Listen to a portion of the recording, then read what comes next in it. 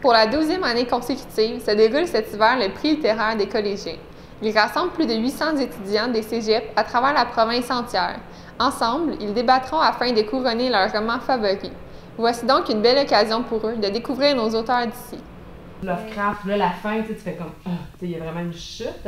Est-ce que vous trouvez finalement la lecture de ce recueil-là que c'est important, plus ou moins? Est-ce qu'il y a mis l'accent là-dessus ou est-ce que finalement c'est vraiment important, la chute dans une nouvelle, qu'il y ait un punch à la fin? L'objectif visé par le prix littéraire des collégiens, c'est surtout de donner le goût aux jeunes participants, donc aux collégiens, leur donner le goût de la lecture, leur donner le goût d'exprimer leur opinion sur la littérature, puis de débattre aussi de leurs idées parce qu'ils doivent défendre aussi leur point de vue.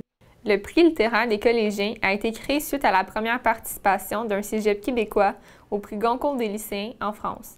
Les étudiants ont été si emballés qu'un prix du même genre a été créé ici au Québec.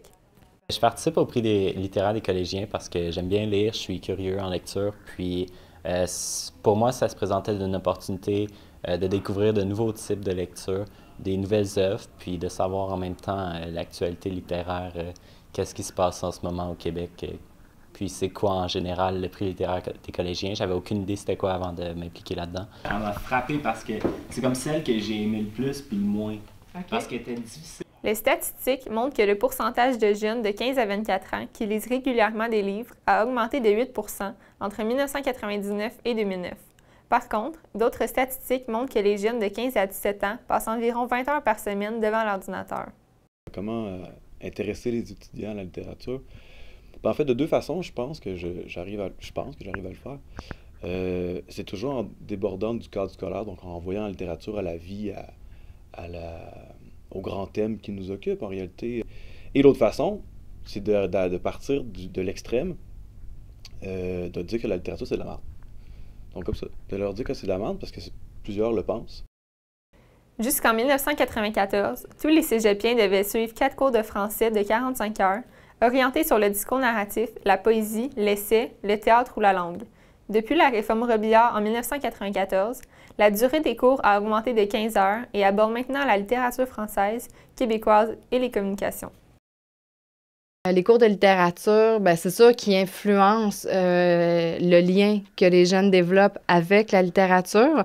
De prime abord, ça peut sembler être un lien un peu négatif parce que souvent, les étudiants vont nous dire que dès qu'une œuvre est imposée, automatiquement, ça enlève un petit peu le goût de la lire. Mais après, donc, cette première impression-là, c'est sûr que ça leur permet de développer davantage une certaine curiosité par rapport à la littérature.